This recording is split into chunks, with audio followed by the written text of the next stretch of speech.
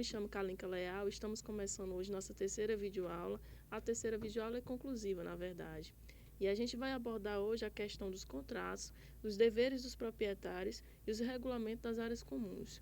Nós vamos ter também que, conforme a gente viu na unidade anterior, nós trabalhamos a questão dos direitos e dos deveres dos condôminos. Nós percebemos que eles têm direitos de três naturezas: a questão do direito da fruição, eles podem usar e fruir do imóvel da forma como eles pretenderem, desde que essa forma não venha a violar as normas de convivência social, as normas do bom senso, as normas dos bons costumes. Ele tem também o direito de compós, que quer dizer que ele poderá usufruir das áreas comuns de maneira coletiva, desde que obedecendo os direitos demais. E ele tem também o direito de voto. Trabalhamos também a questão do inquilino, que é o terceiro sujeito que surge aí nessa relação da unidade condominial, que é a pessoa para quem eu aluguei meu imóvel, que ele passa a ser o substituto do condômino, ele passa a ter um status de dono do imóvel também, mas assim como o condômino, ele vai ter que se submeter a regras, eles vão ter direitos, mas vão ter que se submeter a algumas regras. Nós vamos ter também a questão da questão da terceirização, que é as empresas que eu posso contratar de uma maneira terceirizada para que venha auxiliar nessa gestão condominial. Hoje a gente vai trabalhar num assunto bem mais específico e bem mais complexo, por sinal, que é a questão dos contratos. Antes de começar a trabalhar essa questão dos contratos, eu tenho que falar para vocês que, pela complexidade da natureza contratual, espera-se que o síndico, quando ele vai dispor dessas questões dos contratos, condôminos de uma maneira geral, eles recorram à assessoria jurídica especializada, porque é um assunto complexo, é um assunto extenso, e aí a gente precisa dessa capacitação jurídica profissionalizada para que possa exercer essas funções. Mas, de maneira inicial, o que a gente tem que trabalhar é que o contrato ele sempre parte de um acordo de vontades. Espera-se que um contrato ele seja formulado entre as partes de maneira consensual, ou seja, de um acordo entre ambas as partes, e ele tem por finalidade criar, modificar ou extinguir um contrato de maneira geral. Para ser válido um contrato, ele tem que obedecer a algumas regras. O Código Civil ele determina algumas regras para que esse contrato ele tenha validade jurídica. Primeiro, ele tem que ser formado por um agente capaz. Essa capacidade jurídica que a gente fala, essa capacidade dentro do direito que a gente fala, é que a lei possa atribuir a ele essa responsabilidade. No nosso caso bem específico dos condomínios, quem vai ter essa capacidade para a formulação desses contratos é o síndico. E ele vai ser legalmente instituído com essa capacidade a partir do momento em que é instituída a ata da Assembleia, em que ele vai ser eleito. Essa ata ela vai atribuir plenos poderes para o síndico fazer o gerenciamento desse condomínio. Esse gerenciamento inclui também as questões jurídicas, tal que o síndico ele pode representar ativa e passivamente, judicial e extrajudicialmente, os condôminos nas questões nos litígios jurídicos que possam vir a acontecer. Então, espera-se que para que o contrato ele tenha validade, o agente, ou seja, as partes, elas possam contratar.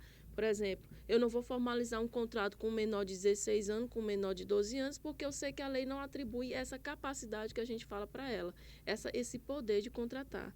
Em regra, o contrato tem que também ter um objeto lícito, determinado, ou seja, eu não posso fazer um contrato genérico sem ter um objeto específico, eu não posso também fazer um contrato que venha a violar a lei. Por exemplo, eu não posso estipular um contrato entre os condôminos em que todo mundo concorda que ninguém vai pagar imposto. Ele não é um objeto legal, ou seja, eu vou estar violando as normas, então esse contrato, só pelo fato de estar violando essas normas, ele já vai ser considerado, ele não vai ser considerado válido, ele não vai ter qualquer valor jurídico. Então, ele existe também uma forma que seja prescrita e não defesa em lei, ou seja, o contrato ele tem que ser estipulado da forma como a lei estabelece. Então, vocês vão perceber que toda a relação contratual ela vai ser regulamentada por dispositivos legais. Daí, o que eu falo para vocês, da exigência dessa complexidade de conhecimento jurídico nesse sentido. Qualquer uma dessas normas que for violada, por exemplo, violei, o agente que foi contratar, por exemplo, quem foi contratar terceirizada no condomínio não foi o síndico, foi qualquer pessoa que não tinha poderes jurídicos para isso. Então, imediatamente o contrato ele já perde a validade por uma simples violação dessas regras, quaisquer que sejam as regras, desde que estejam violadas, ele vai tornar o contrato imediatamente não válido. O contrato ele vai seguir também alguns princípios básicos. Que princípios básicos são esses? Que é a questão da autonomia da vontade. Espera-se que as partes contratantes elas queiram fazer esse contrato e elas possam fazer esse contrato. É o que eu falei para vocês. No caso do condomínio, o principal representante do condomínio vai ser o síndico e espera-se que ele esteja fazendo a vontade das partes e contrate as empresas, realize as contratações da forma que a maioria venha a dispor nesse sentido. Há um predomínio da supremacia da ordem pública, o que quer dizer isso? Se tiver em jogo interesses particulares e interesses públicos, é claro que o interesse público ele vai ter que prevalecer, mas respeitando os direitos de todo mundo. A obrigatoriedade do contrato, e essa talvez seja um dos princípios mais importantes dentro da unidade, dentro dos contratos, que ele determina que os contratos eles fazem lei entre as partes. Então, por exemplo, se eu estabeleci com o meu inquilino, com a pessoa para quem eu aluguei meu apartamento um determinado valor, ele não vai poder pagar um valor menor por considerar que eu estou cobrando um valor muito alto. Ou seja, a partir do momento que eu fixei um contrato, esse contrato ele é obrigatório para ambas as partes. Nós vamos ter o consensualismo, espera-se que o contrato ele seja feito a partir de um acordo de vontade e das normas da boa-fé. Um detalhe que o contrato, como eu falei para vocês, ele sempre tem que seguir as normas legais. Dentro desse contexto da legalidade, eu vou ter que o contrato ele tem que se obedecer essas questões da má-fé. Então, eu não posso violar os bons costumes, eu não posso ferir os interesses de ninguém, eu sempre tenho que estar dentro dessa legalidade. E um outro detalhe interessante dentro da relação contratual é que o contrato, em regra, espera-se que ele seja estipulado por um prazo certo, mediante o pagamento de um preço, e esse preço já tem que ter estipulado as formas de pagamento. Tudo isso, todos os detalhes, eles devem ser convencionados entre as partes. Dentro do condomínio, essa questão dos contratos, ela se forma de uma maneira bem específica, principalmente com relação à contratação das terceirizadas, com a contratação dos profissionais que vão cuidar dessa gestão da administração do condomínio. Nós vamos ter que esses contratos, eles exigem normas bem específicas. Espera-se que quanto mais cláusulas ter esse contrato, ou seja, de forma mais específica seja esse contrato, a relação contratual entre as partes vão estar protegida. Quando isso não acontece, ou seja, quando o contrato ele passa a não satisfazer os interesses de todo mundo, o que vai acontecer? Esse contrato ele pode ser extinto. E aí a lei também ela estipula como o contrato ele deve ser constituído, como o contrato deve vigorar, e ela estipula também como o contrato ele deve ser extinto. E a extinção do contrato, de uma maneira geral, ela pode acontecer de diversas formas. Dentre elas, que a gente vai citar só algumas aqui, nós vamos poder fazer referência à questão da resilição. A resilição ela vai ser a extinção dos contratos por vontade de uma das partes ou de uma ou de ambas as partes. Essa resilição ela pode acontecer de maneira unilateral, que, como o nome já próprio está dizendo, ela vai partir da vontade de apenas uma das partes. Nesse caso, a outra parte ela vai ser apenas notificada da questão da extinção do contrato e ela pode se dar de uma maneira bilateral, que é o distrato. Essa é a melhor forma de extinção do contrato, porque nós vamos ter que ele vai ser encerrado a partir do momento que as duas partes não querem mais manter a relação contratual. Temos condições resolutivas e também pela existência de alguma nulidade absoluta, ou seja, o contrato ele é ilícito desde o início. Então, se ele é ilícito e ilegal desde o começo, é como se eu dissesse assim, o contrato ele vai ser extinto hoje, mas de hoje até o momento que ele foi constituído, todos os atos que foram praticados lá, eles não vão ter valor jurídico. É aquilo que a gente chama de ex tunc. É uma determinação jurídica que ele vai ser extinto hoje, mas essa determinação extinta hoje, ela retroage para atingir desde o nascimento do contrato. Ou relativa. A relativa é quando há alguma violação, mas essa violação não é tão grande assim. Então, ela vai passar, o contrato ele vai deixar de existir e os efeitos eles vão ser cancelados de hoje para frente. É mais ou menos assim. Eu fixei um contrato de trabalho, por exemplo, com um menor de 12 anos. A lei ela já determina que eu não posso fazer essa contratação desse menor de 12 anos. Então, se eu fiz esse contrato com o menor de 12 anos, o contrato ele vai ser nulo, que é o que a gente fala, ou seja, ilegal desde o início. Então, a gente fala que ele vai ser ex tunc. O contrato, mesmo ele sendo extinto hoje, ele vai retroagir para os anos da constituição do contrato, porque desde o início ele não foi um contrato que esteja formalizado dentro das normas legais. E relativo é quando eu tenho alguma violação, mas que essa violação não venha a ser tão grande assim. Dentro do condomínio, nós vamos ter alguns sujeitos que vão nos auxiliar na gestão do condomínio, que eles vão poder prestar serviço dentro da unidade do condomínio. Dentro da questão dos contratos, que eu já estou falando para vocês, nós vamos ter que cuidar também da contratação de alguns personagens para prestar certos serviços. O primeiro sujeito que a gente vai fazer referência é o do trabalhador autônomo. Quem vem a ser o trabalhador autônomo? como se diz por aí, o trabalhador autônomo é aquele que presta serviço por conta própria. E essa é a definição melhor que existe mesmo. De uma maneira geral, o autônomo é aquela pessoa física que vem a prestar serviço com finalidade econômica, claro, mediante o recebimento de dinheiro, com ou sem fins lucrativos, quando não há o partilhamento de lucros, pode haver ou não, de natureza eventual, por conta própria, a uma ou mais empresas. O trabalhador autônomo é aquele em que não há formação do vínculo empregatício. Eu contrato um autônomo para prestar um determinado serviço, por exemplo, um eletricista, contrato ele para ele fazer um determinado serviço específico, terminou o serviço, terminou a relação contratual. É um trabalhador que ele vai ser contratado. E dentro da legislação trabalhista, a gente diz que todo trabalhador, para ter o vínculo de emprego, ele tem que exercer o serviço com continuidade e com subordinação. O trabalhador autônomo ele não vai ter essa continuidade. O que quer dizer isso? Que ele vai ser contratado para realizar serviços pontuais, serviços específicos, terminou aquela atividade, ele já vai ser encerrada a relação contratual.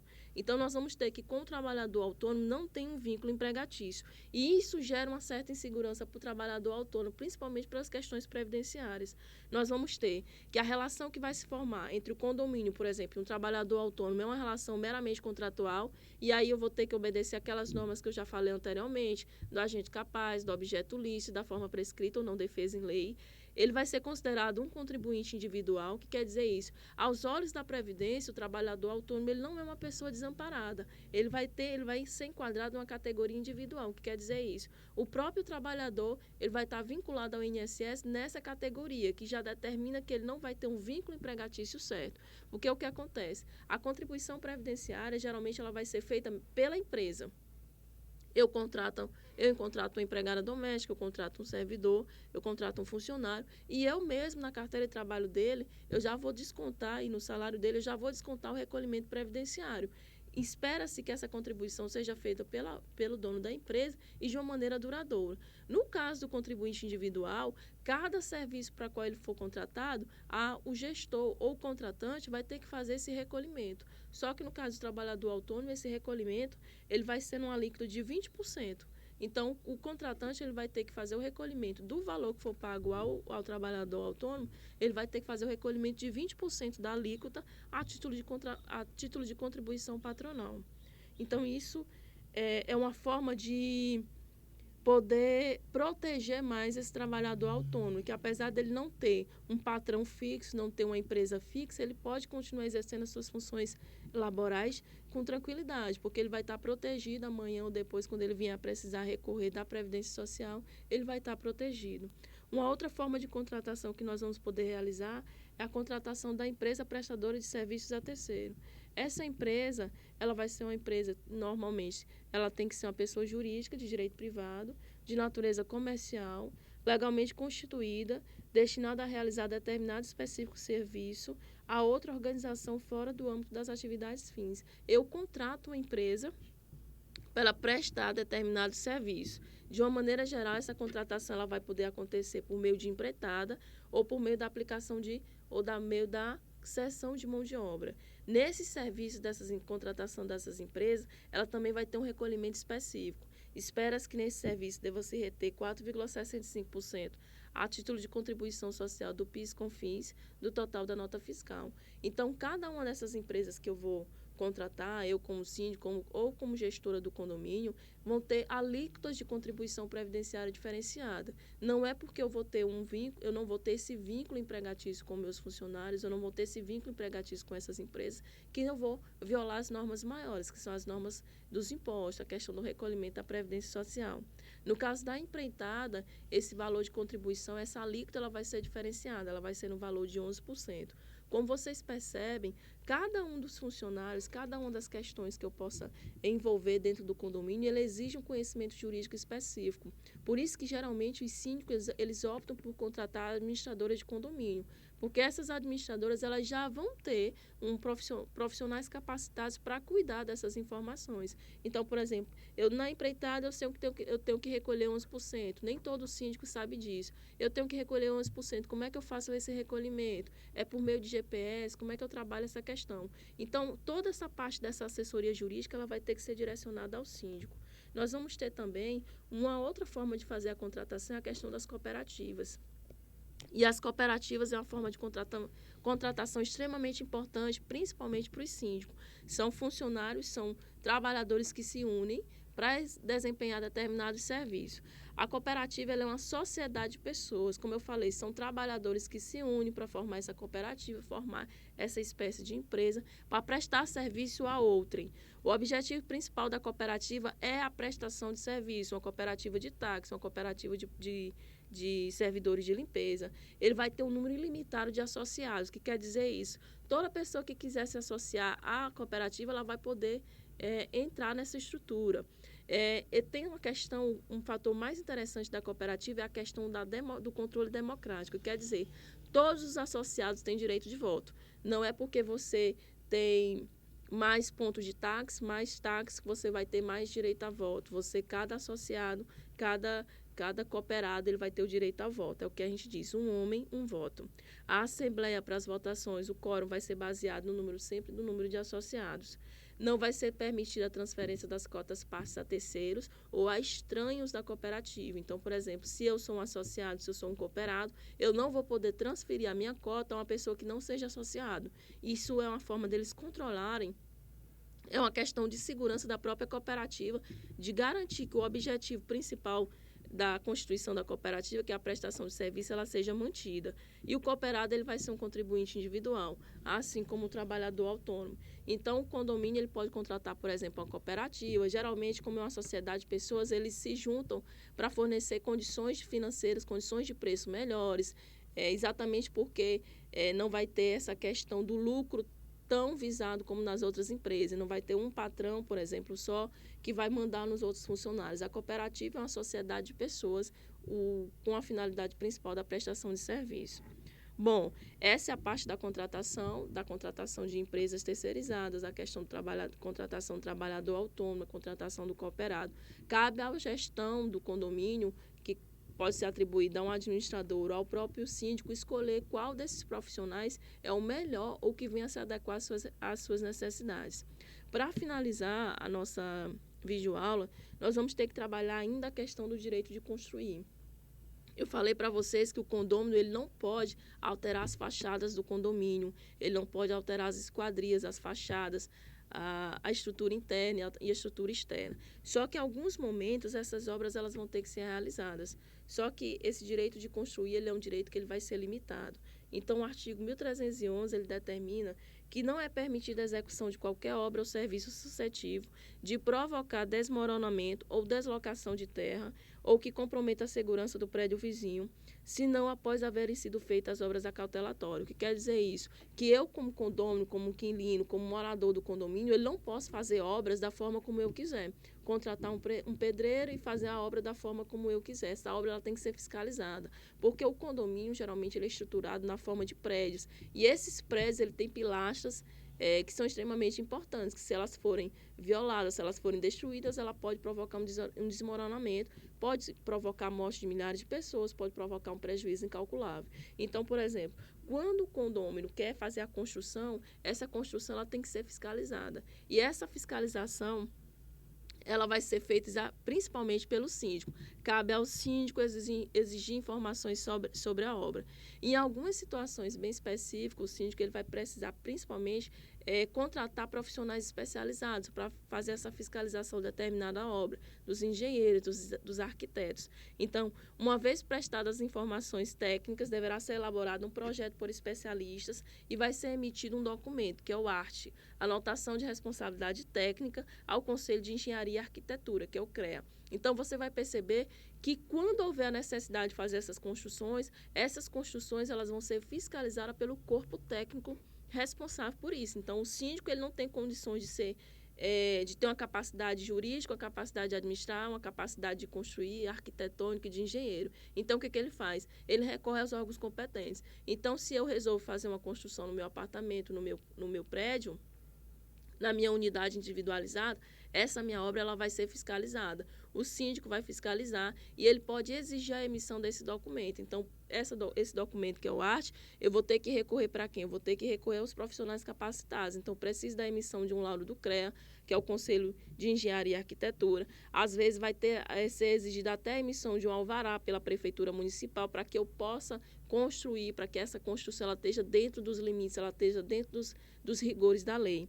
E as normas que vão regulamentar as reformas dos condomínios, elas vão ser dispostas pela Associação Brasileira de Normas Técnicas, que é a ABNT 16280. Então, ela vai determinar como construir, de que forma essa construção vai estar dentro dos critérios da legalidade. Se essa construção ela for feita de maneira irregular, eu, condômino, eu, construtor, vou poder ser responsabilizado civil e criminalmente pelos possíveis danos que possam vir a acontecer. E o síndico também, se no caso ele não conseguir cumprir a sua função de fiscalizar, se ele for omisso na fiscalização, ele também vai ser responsabilizado por isso.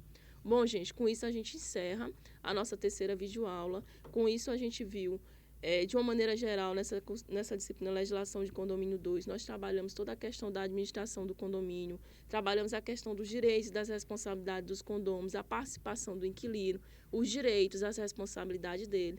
Vimos a questão das contratações, que poderá acontecer, contratação do cooperado, do autônomo, das empresas terceirizadas, e finalizamos com algumas noções referentes à questão do direito de construir. Isso a gente encerra a nossa terceira videoaula, concluímos a disciplina Legislação de Condomínio. Eu queria me despedir de vocês, agradecer pela oportunidade, agradecer pelo apoio dos coordenadores, do Filho e do Júnior, o pessoal da técnica, o Douglas, o Júnior, que estão aqui com a paciência, esperando, fazendo com que dê certo. Queria que vocês fizessem o acompanhamento da disciplina pela plataforma virtual, respondendo às atividades, respondendo aos fóruns. Qualquer coisa, eu estou disponível através do e-mail e a gente vai se ver nos nossos encontros presenciais. Muito obrigada e até a próxima.